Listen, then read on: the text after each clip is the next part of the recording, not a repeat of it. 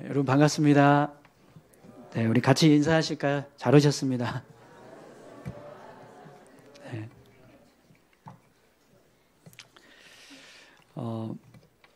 여러분 우리가 하나님을 믿고 이제 믿음의 삶을 살아가지만 우리가 삶을 살아가다 보면 마치 이 에덴 동산에서 아담과 하와가 선악과를 따먹었던 모습처럼 하나님의 뜻을 놓쳐버리는, 그래서 어떤 인간적인 어떤 욕심대로 삶을 살아가는 그런 모습들이 종종 우리 삶에 있습니다.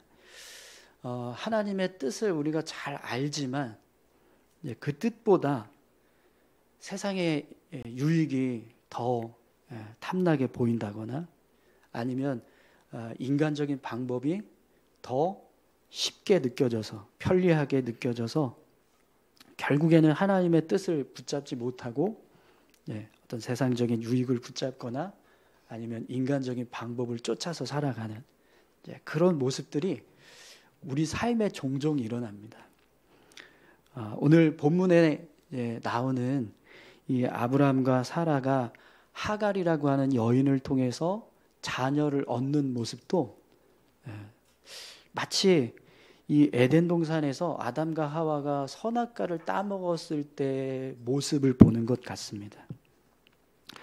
여러분, 아담과 하와가 선악과를 따먹을 때 하나님께서 먹지 말라, 먹으면 죽는다 이렇게 말씀하셨거든요. 근데 하와가 뱀의 유혹에 넘어가서 결국에는 선악과를 따먹고 또 그걸 아담에게 줍니다. 그걸 또 아담이 받아서 먹고, 그래서 결국에는 두 사람 다 하나님의 뜻을 저버리는 불순종의 길을 걷게 되는 모습을 봅니다. 근데 오늘 이제 말씀을 보시면 아브라함과 사라의 모습도 똑같습니다. 지난주에 여러분 하나님께서 아브라함에게 말씀하셨던 이 축복의 말씀을 기억하실 거예요. 창세기 15장 4절에서 5절 말씀입니다. 여호와의 말씀이 그에게 임하여 이르시되 그 사람이 내 상속자가 아니라 내 몸에서 날 자가 내 상속자가 되리라 하시고 그를 이끌고 밖으로 나가 이르시되 하늘을 우러러 뭇별을 셀 수 있나 보라. 또 그에게 이르시되 내 자손이 이와 같으리라. 아멘. 하나님께서 아브라함에게 주신 약속의 말씀입니다. 내 몸에서 날 자가 내 상속자가 될 것이다. 또 하늘의 뭇별처럼 셀 수 없는 자손을 주겠다. 이렇게 하나님께서 약속을 하셨어요. 근데 여러분 오늘 본문을 보시면 시작부터 어떤 상황이 벌어지냐면 아브라함의 아내 사레는 출산하지 못하였고 라고 말씀합니다. 하나님의 말씀이 주어졌는데 사레는 여전히 출산하지 못하였다라는 거예요. 그런데 사라에게 누가 있었냐면 오늘 본문에 그에게 한 여종이 있으니 애굽 사람이요 이름은 하갈이라.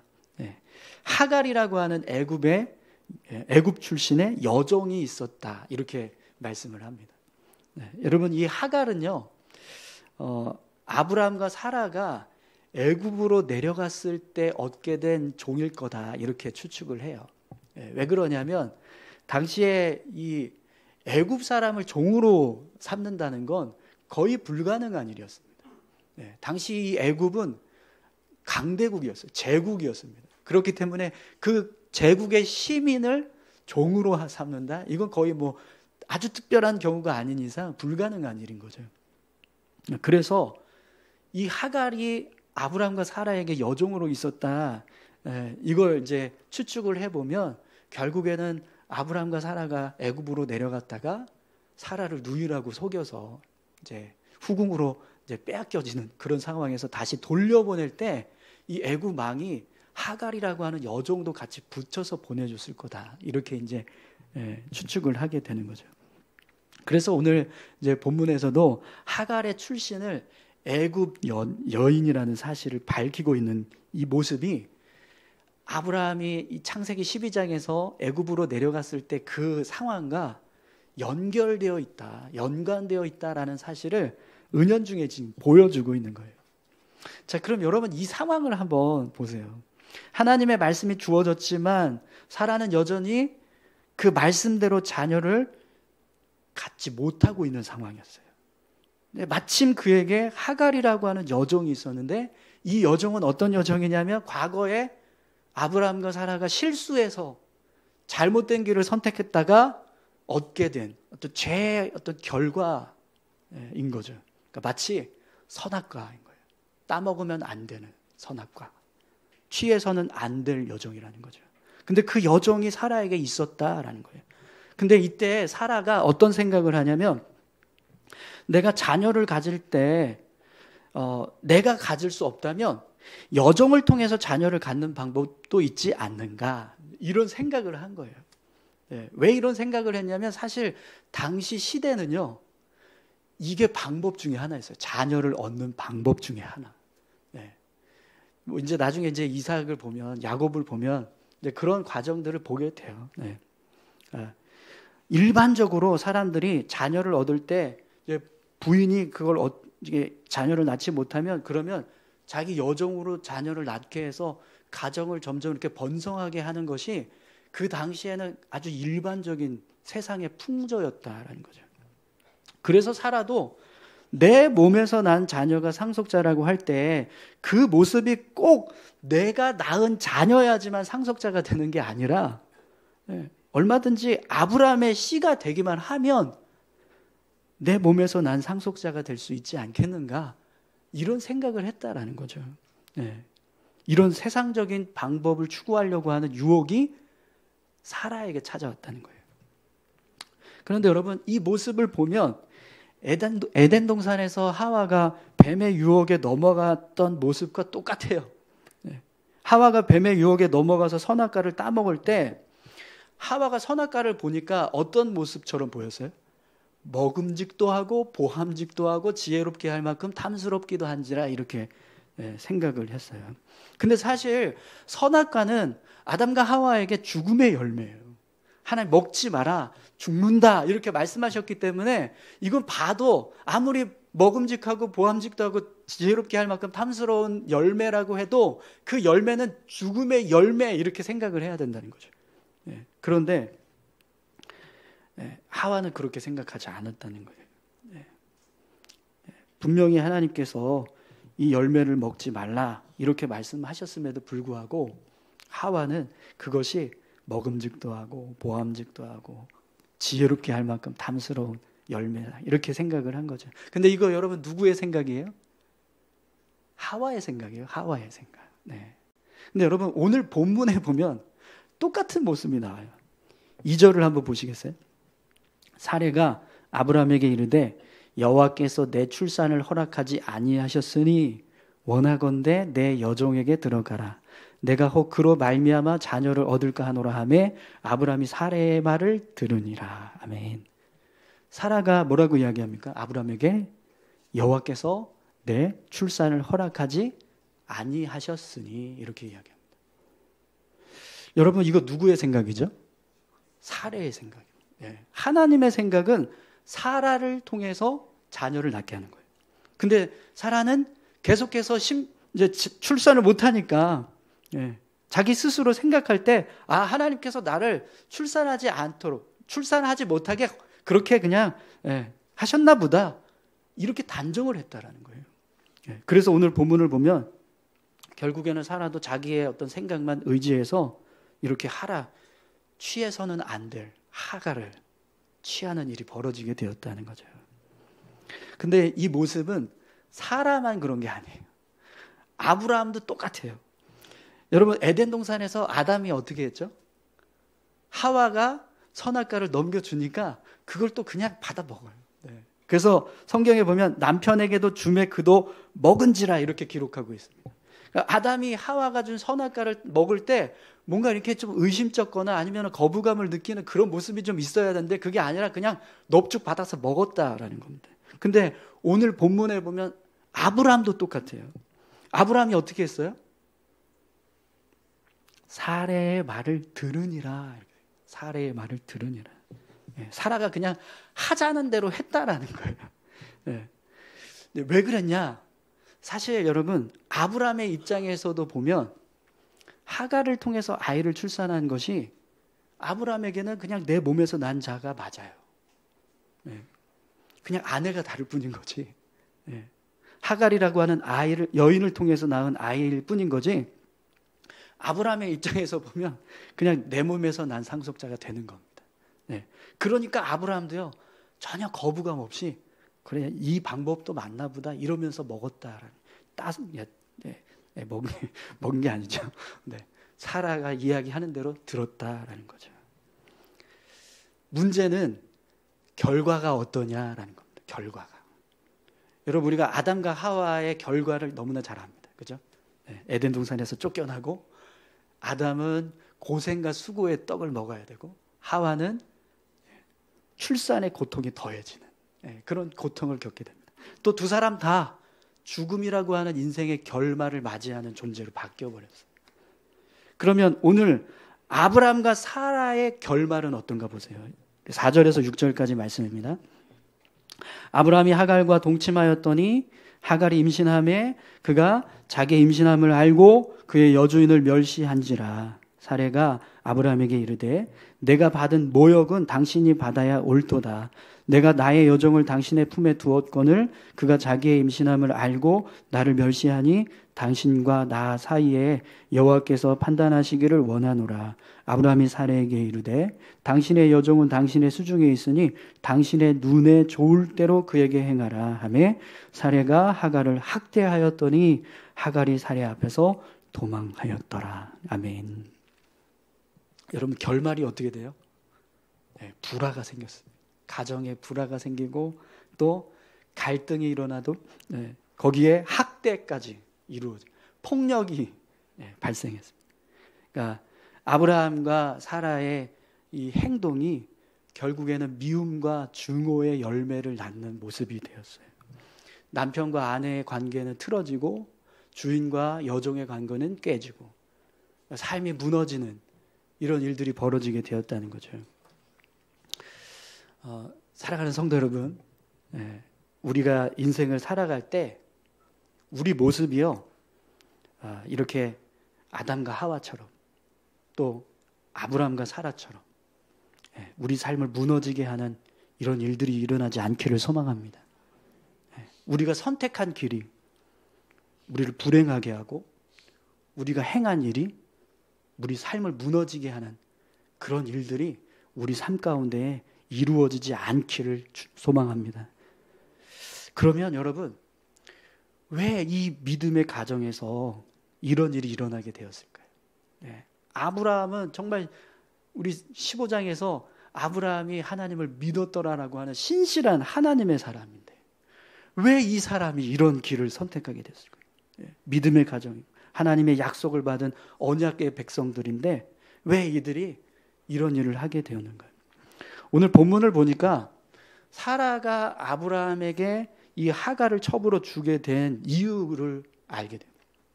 3절을 한번 보시겠어요? 3절. 아브라함의 아내 사레가 그 여종 애굽 사람 하갈을 데려다가 그 남편 아브라함에게 첩으로 준 때는 아브라함이 가나안 땅에 거주한 지 10년 후였더라. 사라가 아브라함에게 하갈을 첩으로 준 이유가요, 10년 동안 하나님의 말씀이 있었지만 사레가 아이를 잉태하지 못하고 있었다. 아이가 없었다. 하나님의 말씀이 아브라함에게 내 자손에게 내 몸에서 난 자가 상속자가 될 거다 이렇게 약속하신 말씀이 선포되고 10년이 흘렀는데 그 10년이 흐른 동안 사라는 여전히 자녀가 없었다. 근데 여러분, 이 10년이라는 시간은 뭐 짧다 그러면서 짧을 수도 있겠지만 우리 인생사를 보면 굉장히 긴 시간이에요. 그래서 10년이면 강산도 변한다 이런 이야기를 하잖아요. 그만큼 긴 시간이 흘러간 거예요. 그런데 그 긴 시간이 흘러가는 동안 하나님께서 아브라함에게 약속하신 말씀은 전혀 이루어지지 않고 있었다라는 거죠. 그랬을 때 사라는 점점 나이가 들고 자신의 몸은 아이를 잉태할 수 없는 상태로 계속해서 흘러가게 되는 겁니다. 그래서 자기 스스로 생각할 때 하나님께서 나에게 출산을 허락하지 않았구나 이렇게 결론을 내렸다는 거예요. 또 아브라함도요, 옆에서 이렇게 지켜보니까 점점 아내도 나이가 들어가고 있고 정말 출산을 할 수 없을 것 같은 상황이 점점 이어져 가고 있어요. 그래서 사라가 이야기한 것처럼 사라를 통해서 아이를 주시는 것이 아니라 그냥 나의 씨가 되면 내 몸에서 날 상속자가 되겠구나, 이렇게 생각을 했다는 거죠. 그래서 하갈을 선택하는 일을 했다라는 겁니다. 근데 여러분, 이 모습은요, 우리가 하나님을 이해할 때 우리 수준으로 이해하는 모습. 하나님의 말씀도 우리가 생각하는 범위 안에서 이루어질 거다, 이렇게 오해를 한다는 거예요. 근데 여러분, 지난주에도 우리가 함께 말씀을 나눴지만 하나님의 말씀, 하나님의 뜻은 몇 년을 앞서가세요? 400년. 400년의 시간을 하나님께서 계획하시고 그걸 이루어 가십니다. 근데 여러분, 지난주에 하나님이 4대에 걸쳐서 이스라엘 백성들이 애굽에서 나오게 될 거다, 이렇게 말씀을 하셨는데 이게 실제로 이루어진 시간을 정확하게 따져보면 약 600년이 걸렸습니다. 아브라함에게 주신 말씀이 선포되고 출애굽 사건이 일어난 걸 계산해보면 600년이 흐른 다음에 일어난 일이에요. 그리고 가나안 땅이라고 하는 약속의 땅을 이스라엘 백성들이 완전히 차지하게 된 시간은요, 1000년 후에 일어난 솔로몬 시대 때. 그럼 여러분 한번 생각해 보세요. 하나님께서 계획하신 하나님의 뜻은요, 1000년이라는 시간을 아우르고 계세요. 그런데 우리는 그 하나님의 뜻을 자꾸 우리 생각과 기준에 따라서 판단을 하고 하나님의 뜻을 우리 마음대로 결정을 한다는 거예요. 그래서 하나님의 말씀을 붙잡기보다 결국에는 인간적인 방법을 선택해서 살아가게 된다라는 거예요. 근데 여러분, 아브라함이 몇 살에 이삭을 낳습니까? 100살입니다. 100살. 오늘 본문의 마지막 절에 보면 86세라고 돼 있잖아요. 이스마엘을 낳은 때가 86세였어요. 그러니까 앞으로 이삭을 낳으려면 몇 년 더 기다려야 돼요? 14년이나 더 기다려야 됩니다. 근데 아브라함과 사라는 이런 하나님의 뜻을 헤아리지 않았다는 거예요. 몰랐다라는 것, 이해하지 못했다는 거죠. 그래서 하나님의 말씀을 붙잡기보다 그냥 자기 생각들, 자신들의 방법들을 붙잡았다라는 거예요. 여러분, 하나님은 1000년을 하루같이, 하루를 1000년같이 여기시는 분이십니다. 하나님은요, 우리의 생각과 전혀 다른 생각을 가지고 계세요. 그래서 이사야서 55장 8절에서 9절에 이렇게 말씀합니다. 이는 내 생각이 너희의 생각과 다르며 내 길은 너희의 길과 다름이니라. 여호와의 말씀이니라. 이는 하늘이 땅보다 높음 같이 내 길은 너희의 길보다 높으며 내 생각은 너희의 생각보다 높음이니라. 아멘. 사랑하는 성도 여러분, 하나님의 생각은요, 우리의 생각을 뛰어넘습니다. 아멘이신가요? 하나님의 뜻과 계획은 우리의 뜻과 계획보다 더 정확하고 탁월합니다. 그걸 믿으시기 바랍니다. 그래야 우리가 끝까지 하나님의 말씀을 붙잡고 살아갈 수 있습니다. 그런데 우리가 이걸 생각하지 못하고 내 생각대로 그냥 안 되는구나, 할 수 없구나, 이렇게 결정해버리면 우리는 가지 말아야 할 길을 갑니다. 하지 말아야 할 일을 하게 된다는 거죠. 그래서 오늘 본문도 보면 사라의 학대를 받았던 하갈도 똑같은 선택을 해요.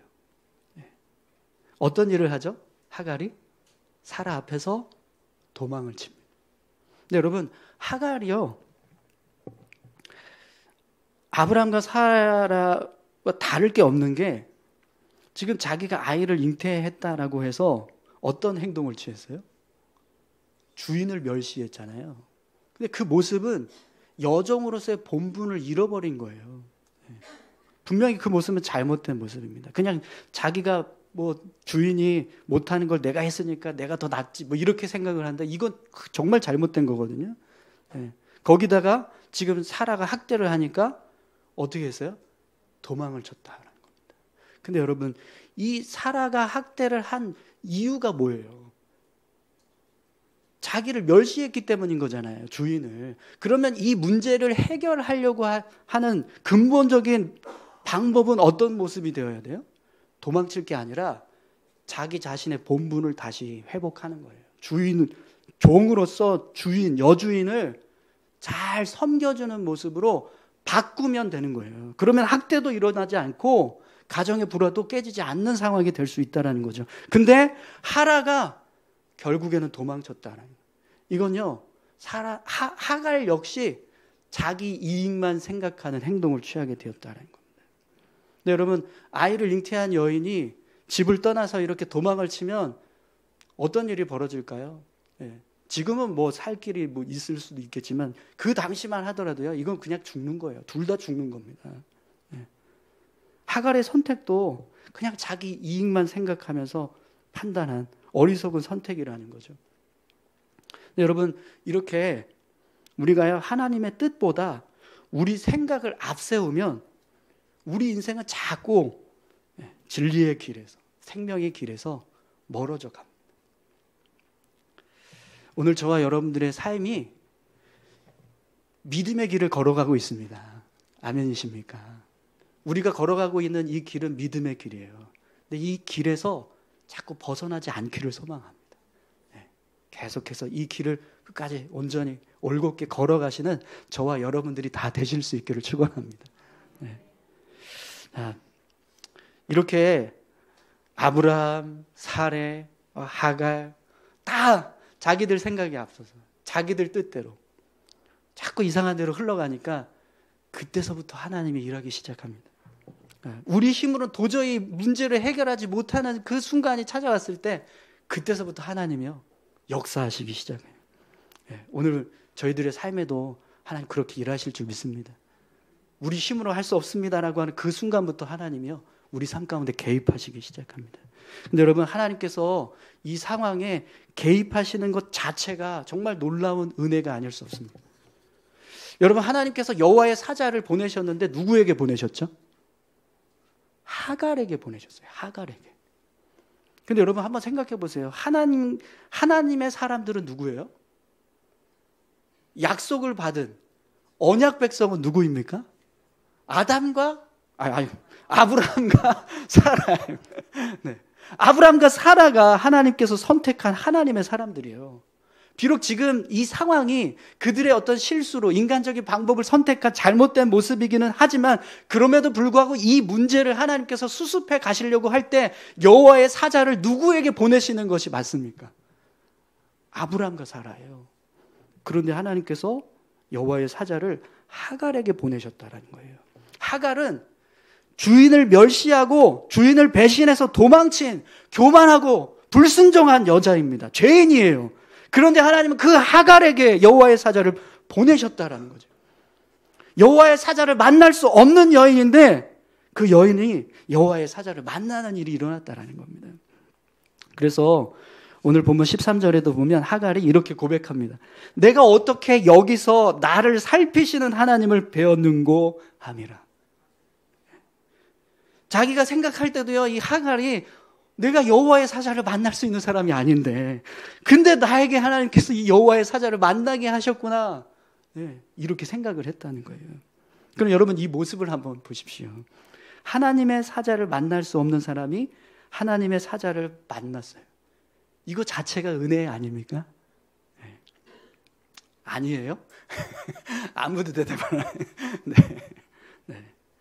여러분, 우리는요 여기서 하나님의 시선이 어디를 향하고 계시는가를 보게 돼요. 네. 여러분, 하나님은요 죄인이냐 의인이냐 이걸 보고 계신 게 아니라 하나님의 도움이 필요하냐 필요하지 않느냐 이걸 보고 계세요. 그래서 하나님 앞에 죄인임에도 불구하고 하나님의 도움이 필요한 하갈에게 여호와의 사자를 보내주셨다. 오늘 본문에서 여호와의 사자가 하갈을 만나는 모습을 보면 분명 하갈은 죄인이었습니다. 네, 주인을 멸시하고 주인의 뜻을 거스른 불순종한 여인이에요. 그러나 하나님의 도움이 필요한 여인이었습니다. 그래서 하나님이 여호와의 사자를 그 여인에게 보내주셨어요. 근데 여러분, 예수님이 우리에게 이런 말씀을 하셨습니다. 건강한 자에게는 의사가 쓸데없고 병든 자에게라야 쓸데있느니라.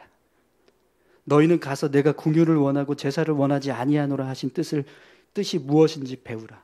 나는 의인을 부르러 온 것이 아니요 죄인을 부르러 왔노라 하시니라. 아멘. 사랑하는 성도 여러분, 예수님은요 의인을 부르러 오신 게 아니라 죄인을 부르러 오신 줄 믿습니다. 하나님의 도우심을 필요로 하는 자, 하나님이 필요한 자에게 하나님이 함께 하신다라는 거죠. 그래서 여러분, 오늘 저와 여러분들이 우리 인생 가운데서 예수님을 만났던 모습도 똑같지 않습니까? 의인일 때 만나셨어요? 죄인일 때 만나셨어요? 죄인일 때 만났습니다.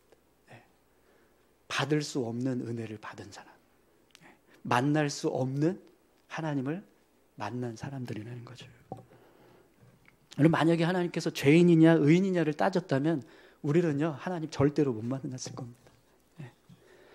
그래서 하갈이 여호와의 사자를 만난 것 자체가 은혜인 거예요. 여러분, 오늘 저와 여러분들이 바로 이 은혜를 얻은 자인 줄 믿습니다.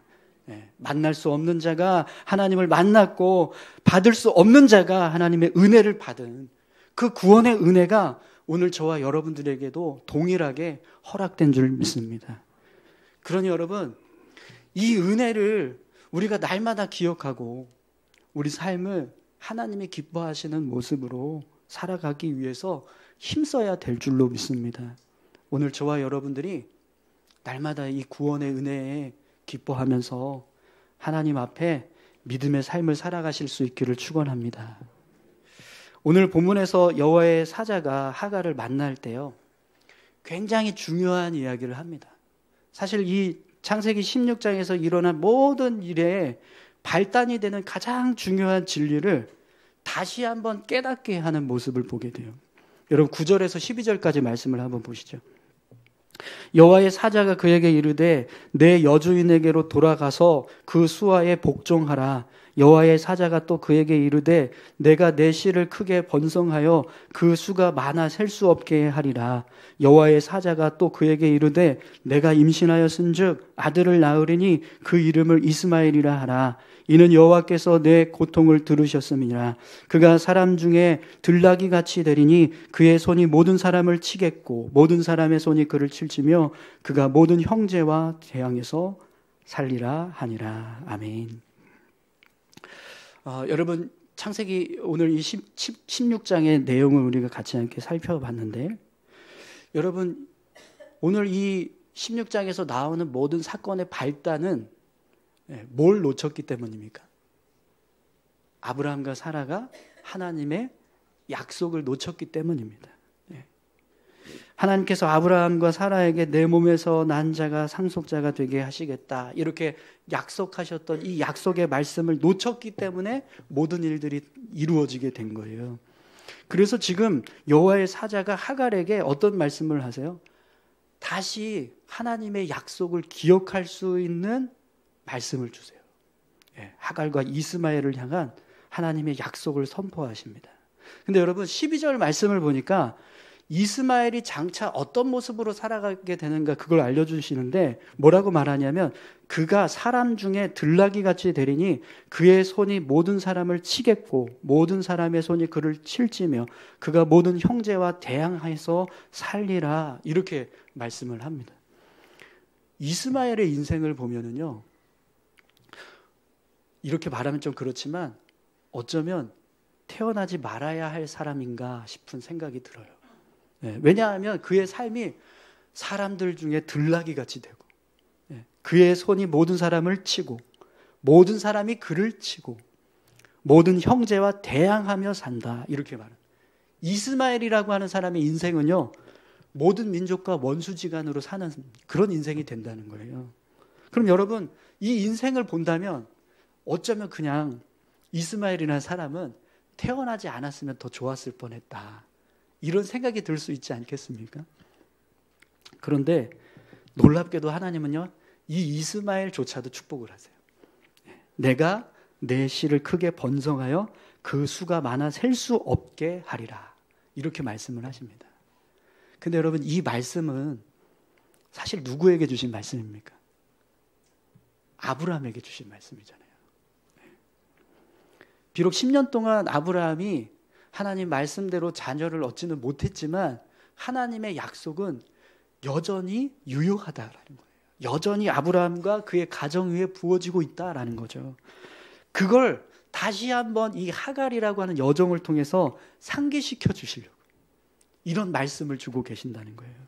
그래서 이 약속의 말씀을 주시고 나서 하갈에게 뭐라고 말하냐면 돌아가서 주인에게 복종하라 이렇게 이야기합니다. 주인에게 복종하라. 그럼 여러분, 하갈이 아브라함과 사라에게 돌아갔을 때 이 이야기를 했을까요? 안 했을까요? 했을 겁니다. 왜냐하면 돌아갈 명분이 없어요. 주인이 미워서 도망을 친 여종이 다시 집으로 돌아갔는데 주인에게 저 다시 왔습니다 하면 그냥 받아주겠어요? 너 또 도망갈 거잖아. 이렇게 하지 않겠습니까? 너 또 나 배신할 거잖아. 이러지 않겠어요? 근데 하갈이 여호와의 사자를 만난 이야기를 하는 거예요.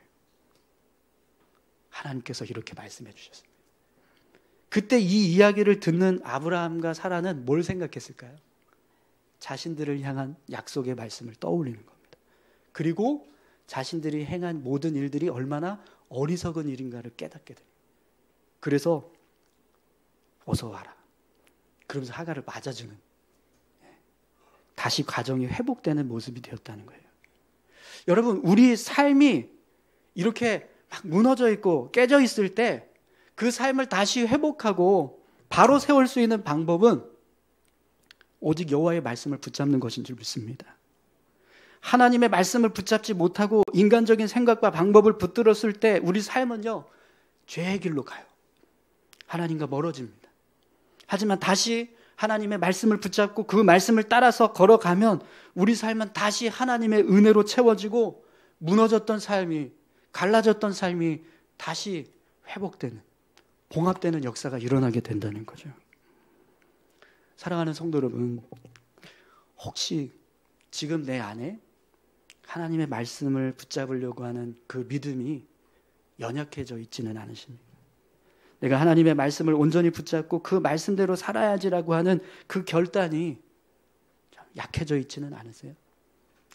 그렇다면 다시 하나님의 말씀을 붙잡으려고 하는 믿음의 모습을 회복하실 수 있기를 축원합니다. 우리는요, 하나님의 말씀을 붙잡아야 믿음의 길을 온전히 걸어갈 수 있습니다.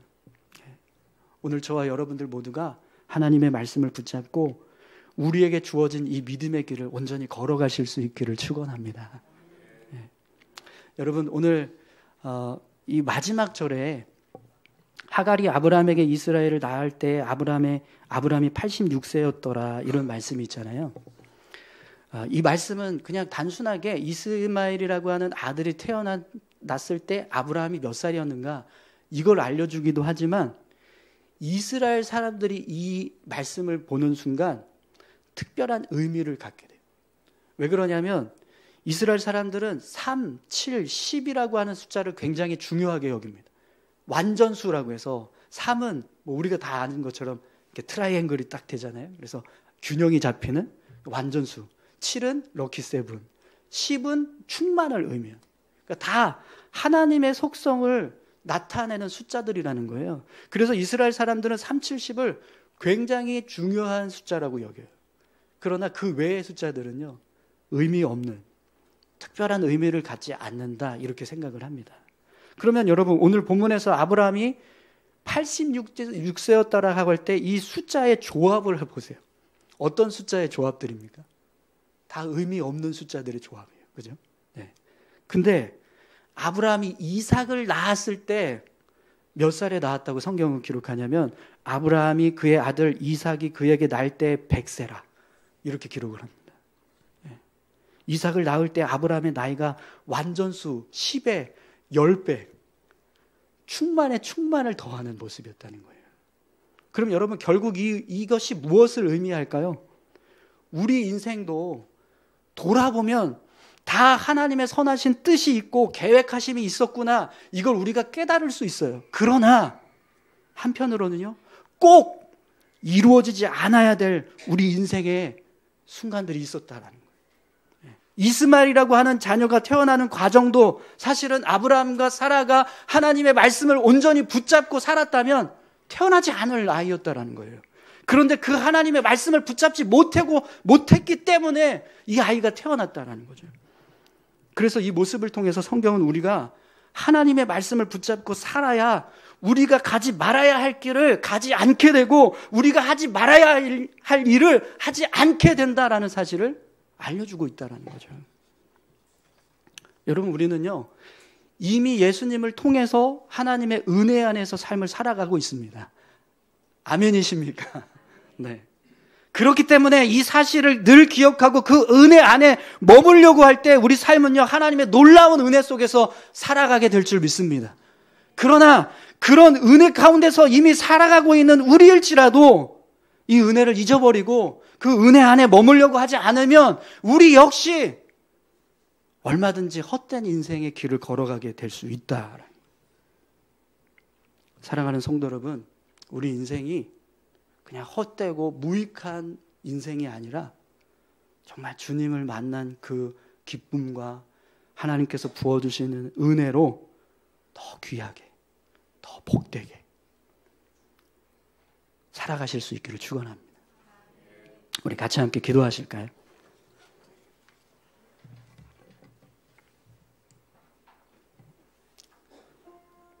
여러분, 하나님은 우리에게 이미 은혜 가운데 또 하나님께서 주시는 축복 속에서 삶을 살아갈 수 있는 길을 열어주셨어요.